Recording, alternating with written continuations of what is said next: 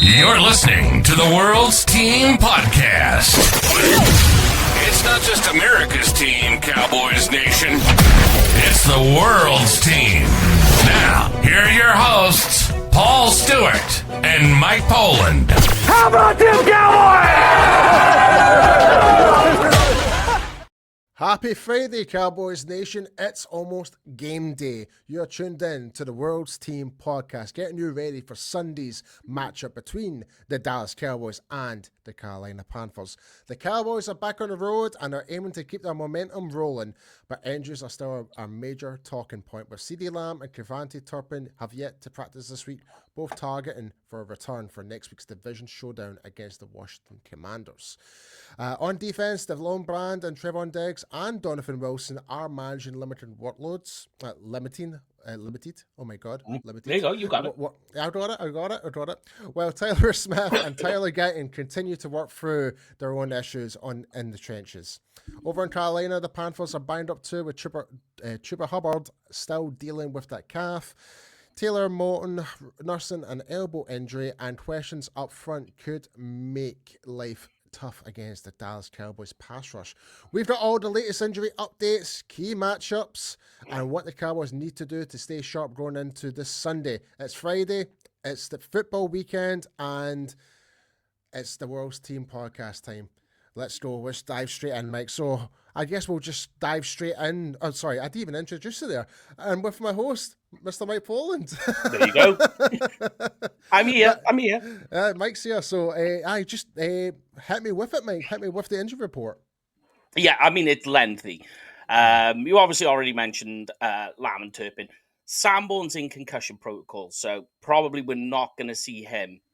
The plus side of that is I actually think that Shamar James looked better because he's got the speed.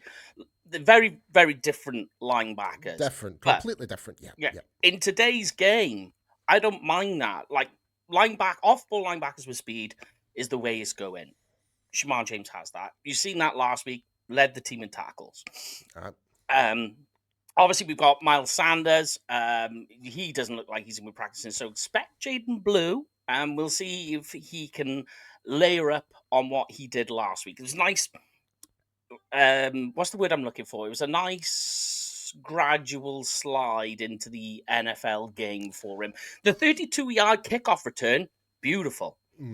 Beyond that was a little bit, you know, it was just sprinkled in. It wasn't enough really to put on there. Obviously, we know about Tyler Booker. That's still ongoing. Dante Fowler's been out with an illness, but he's probably going to play. Donovan Wilson, the good news is he has been practicing. So that's some good news. Deron Bland, Trevon Diggs, you mentioned. Nealand and James Houston. I don't know about Nealand, but I do feel Houston going off conversations is going to play. Tyler Smith, yes, he was limited, but here's the plus point with Tyler Smith. Is last week he was out, but they didn't make him inactive, and he dressed for the game and was on the bench. He was purely there for emergency purposes only. But it does give you a good feeling, inclination that he's closer to playing than not. Absolutely. Yeah. I mean, other than that, we've got Kalen Carson, is in it, Jonathan Mingo as well, Sam Williams. That's a big one.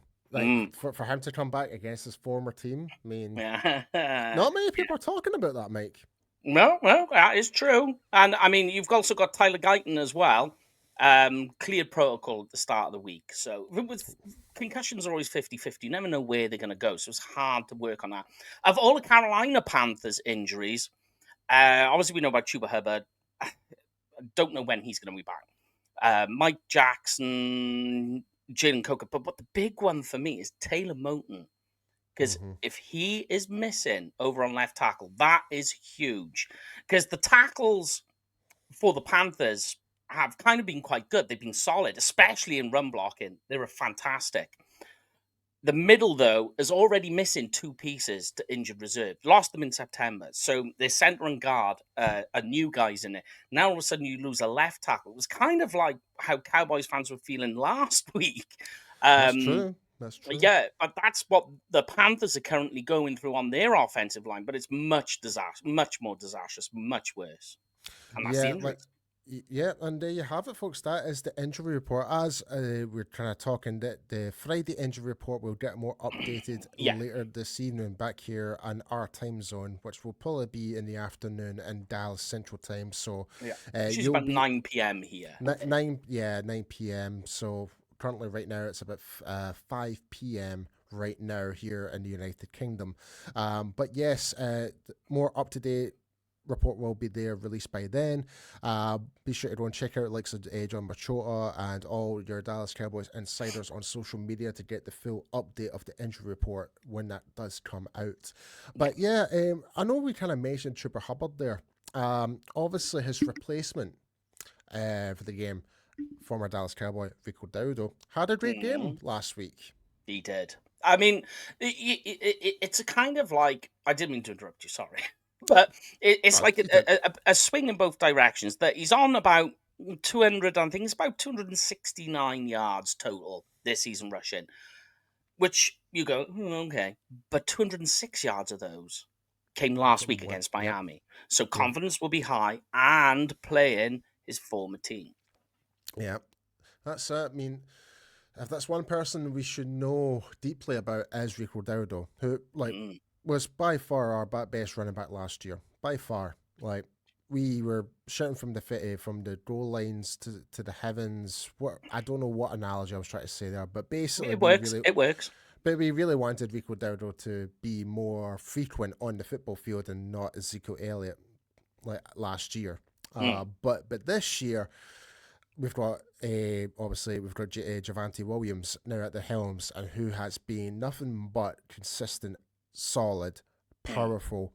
All the check boxes that we've been lacking in terms of this running back core, we've got it now, and with our Dallas defense, some of our players will be more familiar.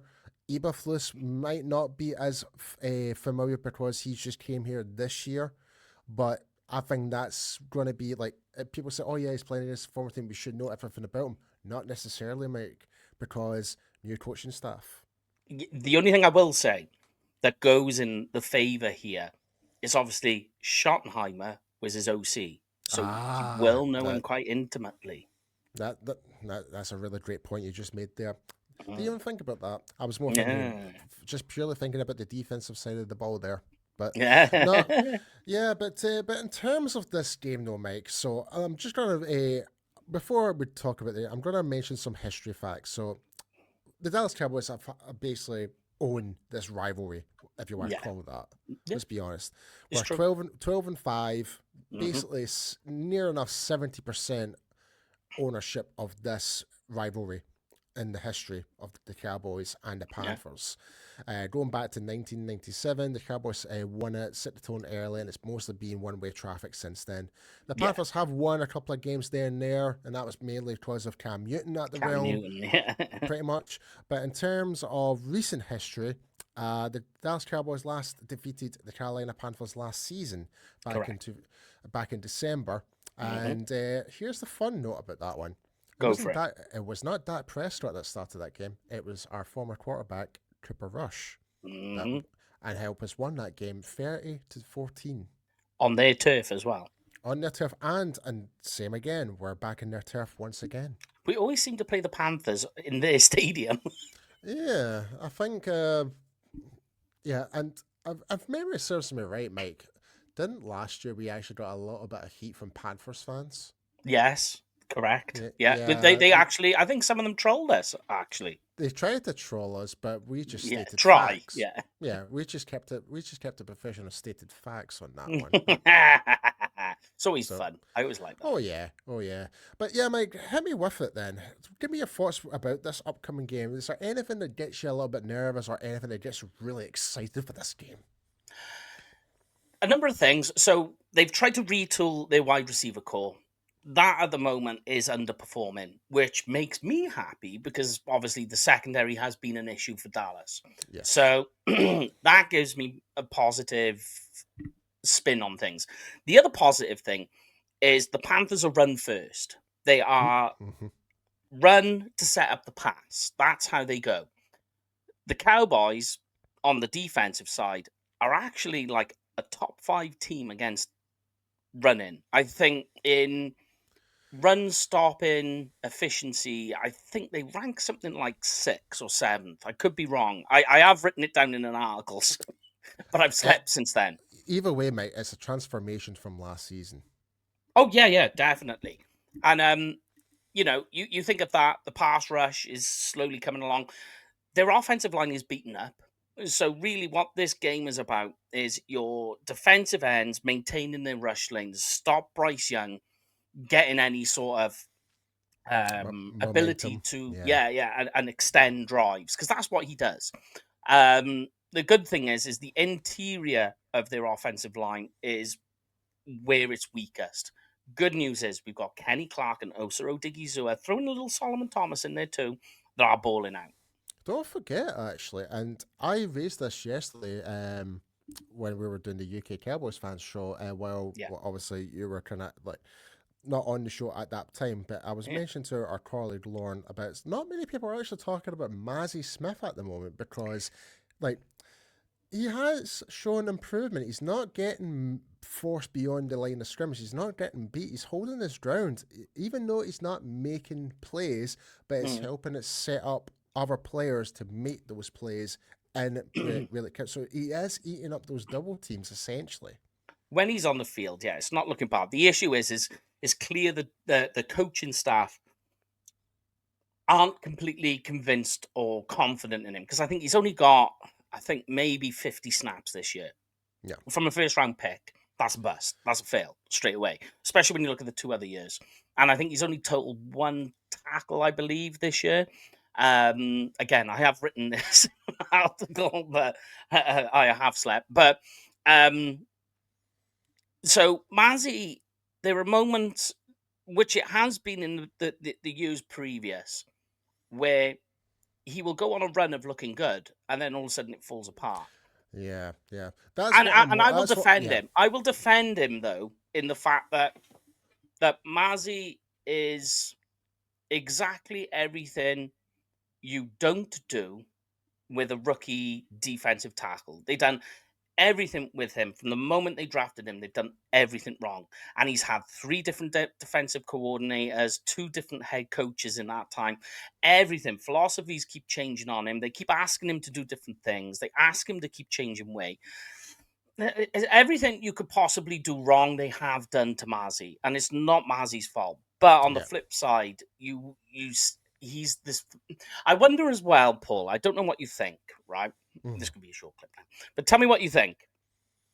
Do you think perhaps not just the so many different changes of defensive philosophy, but the fact that he has this moniker of being a first round draft pick has put undue pressure on himself to want to perform, and that's resulted in him underperforming? I would like to say so. Like, it doesn't matter what position that you play. If you're a first round draft pick, your expectation is to deliver. Yeah. Like, and what I keep saying about quarterbacks, especially, like, and this They're the subject of it. Yeah. This is my overall take when it comes to the first round draft picks. Like, yes, there are top round talent. Yes, they could be fantastic for your particular team. But if he gets drafted to a team just because of we need, but it might not fit the scheme or whatever, that might not work. Like, I'm going to use quarterbacks as an example. Like, take Baker Mayfield is a really good example. Goes to Cleveland, probably not the best scenario to go to in terms of the organization. No disrespect to Cleveland, but it's notorious for that.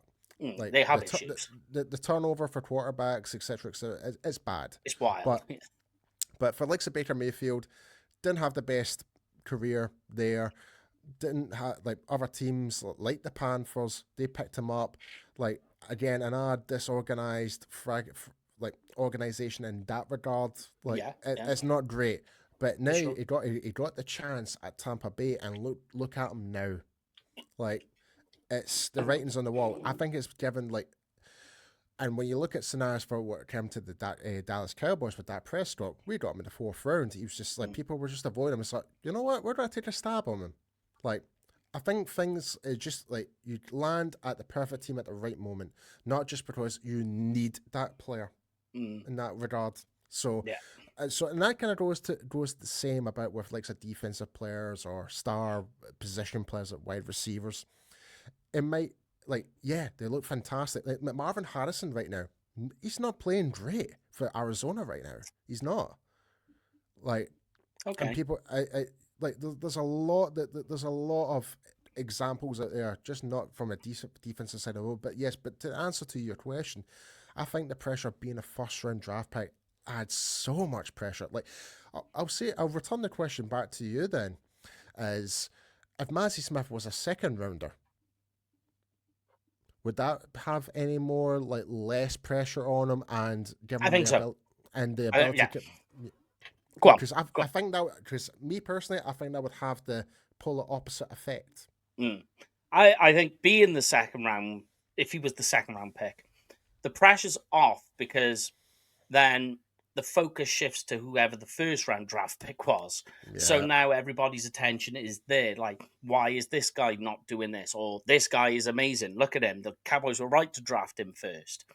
So then all of a sudden, the spotlight is slightly shifting away. I like how I did that. Slightly shifting away from Mazi, from that 1st round moniker. But that's the draft capital he's on. And I think that plays a mental part on him, especially when people 100%. keep bringing it up.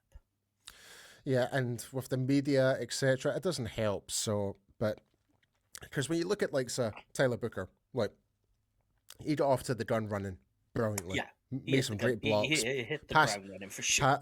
Pass protection, run blocking, sublime. Obviously, unfortunately, he's picked up an injury. He's not going to feature.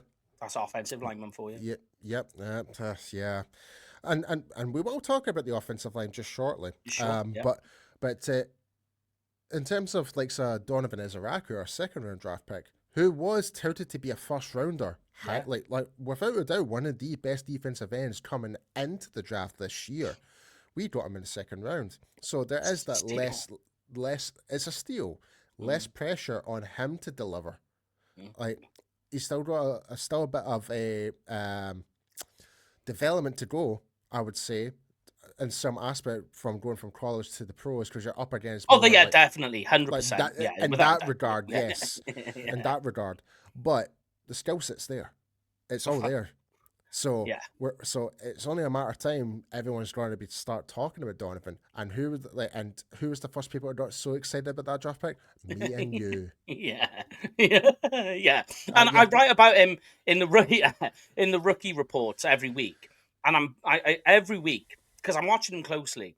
Every week he's gone from a step away to a hand away to fingertips away from. I mean, he has registered a sack. It was taken off him, unfortunately, but you see it in him that I write every week. He's inching closer to that 1st sack. It's coming, and I think once you get that 1st sack, then all of a sudden you kind of go, and then you just play more naturally, and it all just From that pressure point, I think when that point you do get your 1st sack, it's like it'll come together, but I think from also like he is still a rookie, that part, I think like I'm thinking about the years ahead as well. Like, given it next season, what is this record going to be like? He's going to like having that pure off season with the Dallas Cowboys off season coaches, like putting on a little bit more weight to kind of like for that more physical demanding part.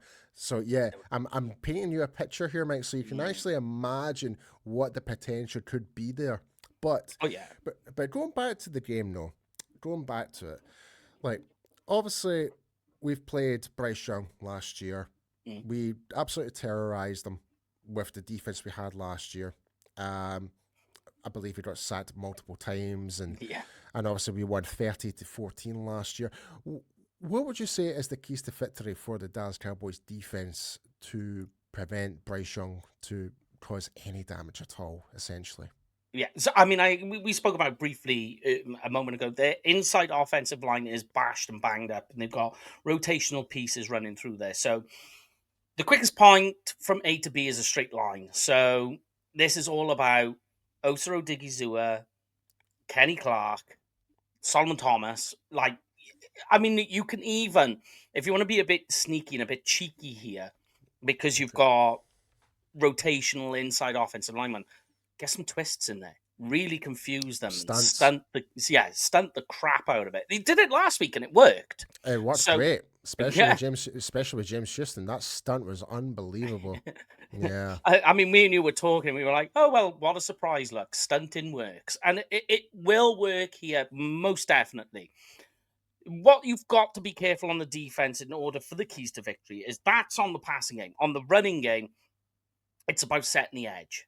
You yeah, have to set that edge because you let Rico or you let Bryce Young, uh, you on bootlegs, game is over, and it will create a very long day for your inside defensive lineman to be able to create pressure. So it's more of the outside assisting the inside on yeah. defense. No, I'm glad you kind of mentioned that because to me, it's still one of our biggest weaknesses is dealing with that mobile quarterback. Yeah, Like it seems to be that's what we've dealt with like so far this season. Jalen Hurts, Russell Wilson, Caleb Williams, etc., etc. All of them are mobile quarterbacks. Every one of them. Um, and I mean, the fact that we're still are struggling with this is the fact that we just kind of the spy or whatever you want to call it, like it just seems to be non-existent. We're forgetting to cover yeah. that weak side when it really matters. I think what's happening is Shotty is a bit reluctant to give up a linebacker in the quarterback spy position purely because we weren't in previous games anyway. Last week is something different. But those weeks previous is the Cowboys aren't getting much of a pass rush. They're not really getting to the quarterback. So he was a bit reluctant to end up using a quarterback on a spy because you're taking a guy out of the game. So he's a bit reluctant to use that because he needs those linebackers to help fill. Yeah, definitely.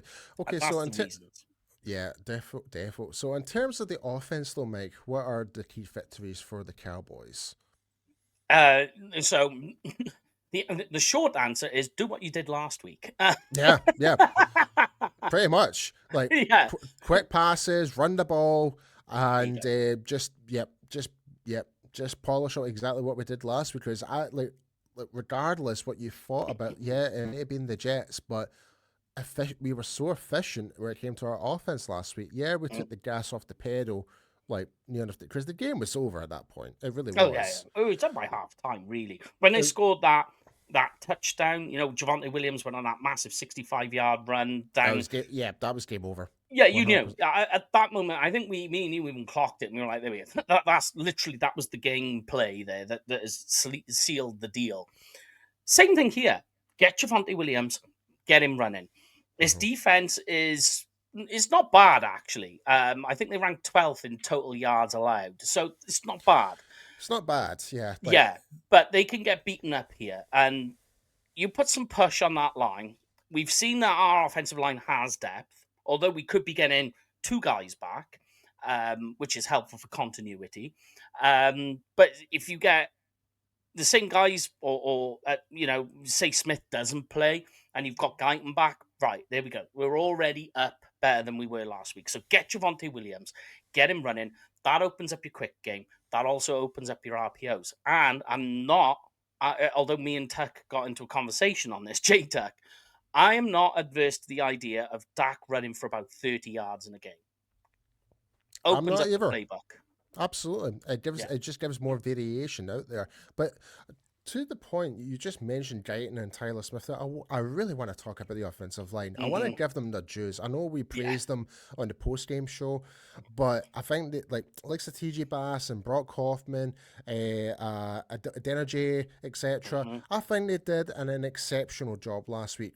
Like the fact that we had four backups on the offensive line, like I can just imagine the confidence for Dak Prescott right now to be through the roof. The fact that he can trust whoever is in front of him to protect him at this point, which is something rare to say, especially the past 5, 6, 7 years, at least. Well, here's one for you, Paul. Based on what you saw on the offensive line last week, do you now feel that this Cowboys offensive line, thanks to his coaching, by the way, has big shout out to Conor Riley. Big shout out to him. Because he's on fire with what he's done. But have they proven that this offensive line has depth? Because as you just say, it was held together with duct tape, with 4 rotational pieces, if you like, or backup pieces, and they didn't allow a single sack. So does that, and that was against the Jets defensive line, which aren't bad. And the Giants defensive front are normally really decent. They normally are. Throughout history, the Jets defensive front have always been pretty half decent. So for us to do that performance with backups, give that the time and freedom to do what he had to do, and he felt more relaxed. He was throwing the ball to Pickens, throwing it to Ryan Floney, who I do want to talk about also. I think he's going to be key till Turpin comes back. But yeah, you just got to give those guys credit. So, but I guess my question Here's a crazy fact. Here's a crazy fact for you, Paul. That Nate Thomas on left tackle led the team last week in pressures allowed with 3. That's crazy. That is crazy. 3, I mean, that's nuts. For a backup left tackle against a Jets defensive line like that to me screams an offensive line unit, that is prepared.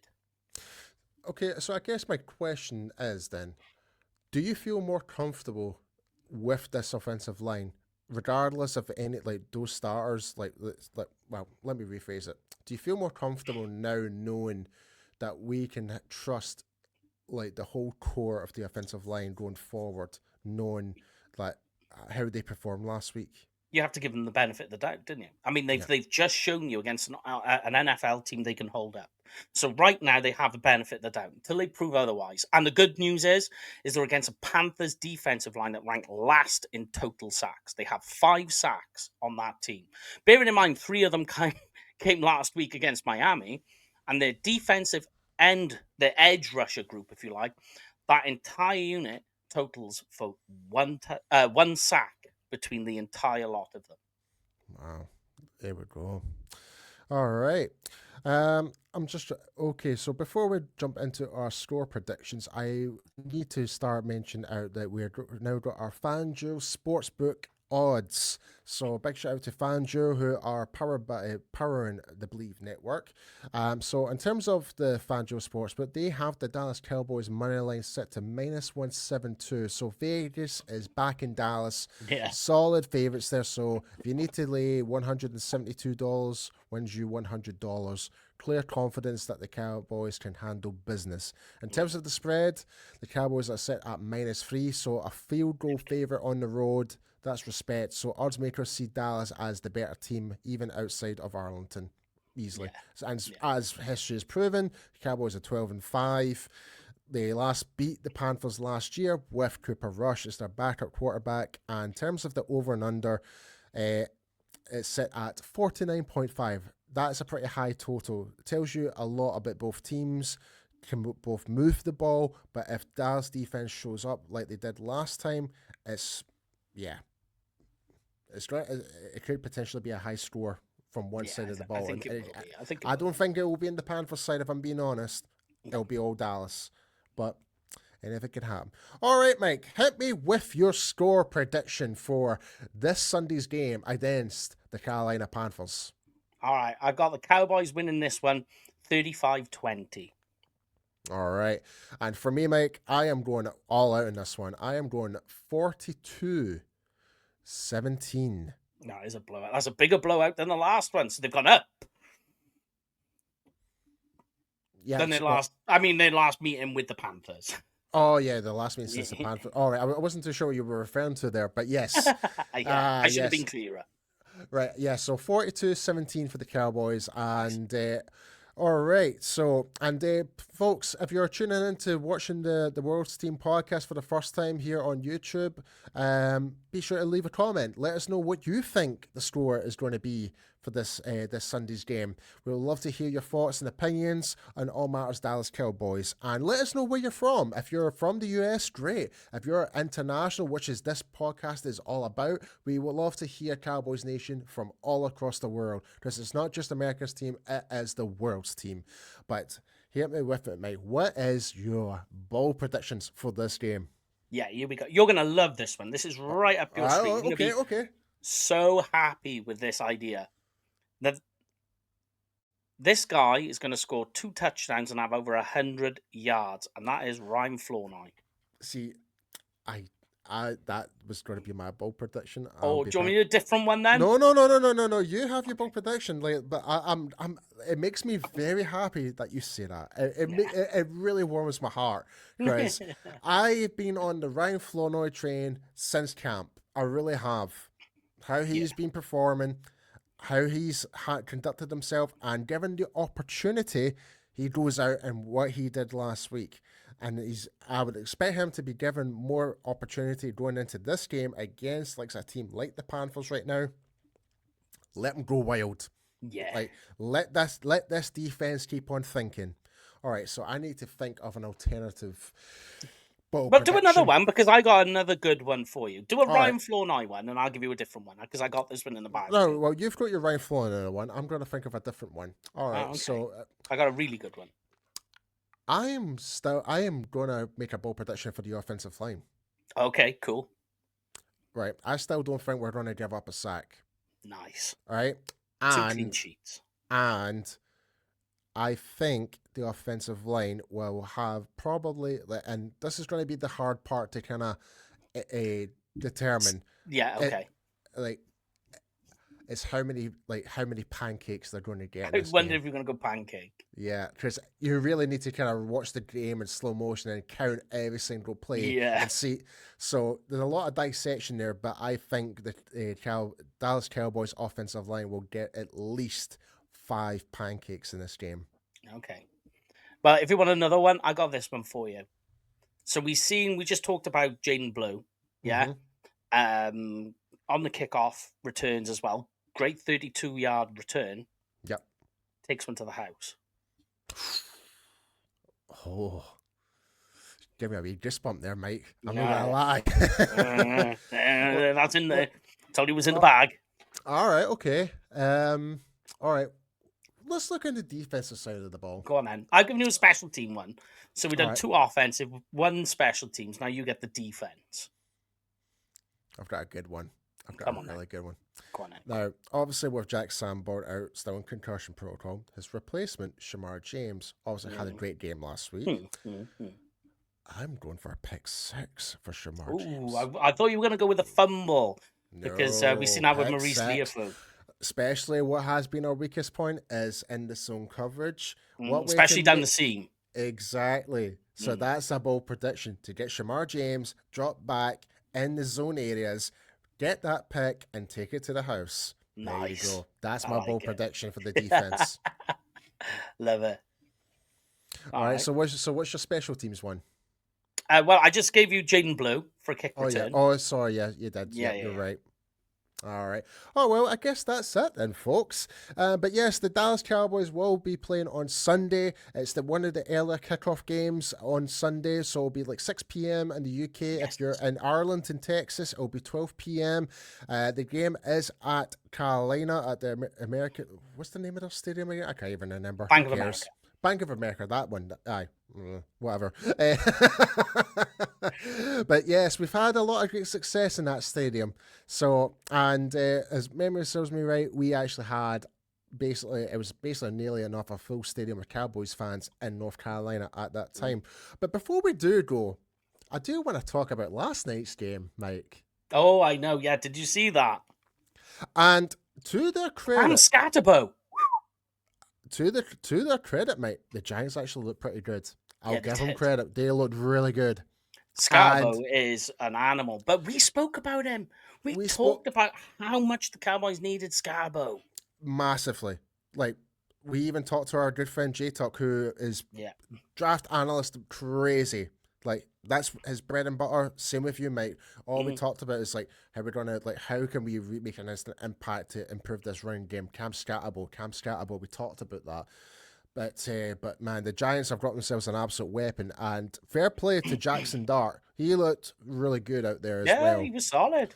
Like, and I think the branches are starting to fall off the Eagles. I really do. That's 2 consecutive losses now. Yep. And I need to raise this up. I couldn't help but laugh, right? So there's a particular Eagles content creator out there. Yeah. Right. And he is now begging for Mike McCarthy to come in. I'm not joking. I will send you the clip.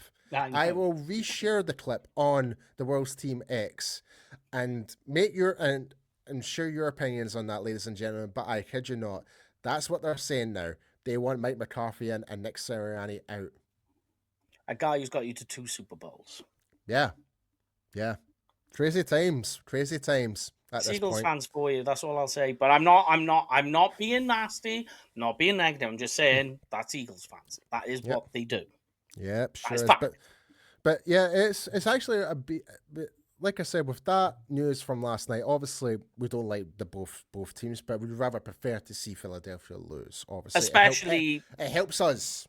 Oh yeah, and especially with the relationship we have with the guys over in UK Giants as well. Yeah. Big shout out to the Big Blue guys, UK. So really nice guys, etc. So we need to give them a wee shout. But yeah, I was actually generally quite impressed by the Giants. It has changed my tune about the rematch against them later down the year. Yeah, we're at that one. What, the Giants game? No, the Eagles. No, I'm talking about the Giants. Oh no, yeah, I know. Yeah, I see what you're worried, but I'm thinking I'm more confident at this moment. Right. Yeah. I get you now. Right, yeah, okay. I'm with it. Right, we're going to that game, folks. So if you're in Texas for the Eagles game and the Chiefs game, give us a little shout. We would love to come hang out and grab a beer with y'all. So, but like I said, Mike, it's very interesting to see how the NFC develops in the next coming weeks, especially with Washington right now. They're going to continue going forward, etc. But in terms of the likes of the Cowboys, we just need to keep that momentum going, just keep on improving. And I think we're back in the mix if that's the case. Yeah, just stick to your lane, basically, at this stage. All right. But yes, folks, like I said, enjoy Sunday. We will be back right after the game, giving our thoughts about hopefully a Cowboys victory, hopefully in dominant fashion. And but like as always here on the World's Team, it's not just America's team. It is the World's Team. We'll see you guys on Sunday. Have a good weekend, everyone. That's a wrap on the World's Team Podcast. Smash that like button and hit subscribe, Cowboys Nation. This ain't just America's team, it's your team. Touchdown! It's the World's Team, only on Bleav, where real fans live. How about them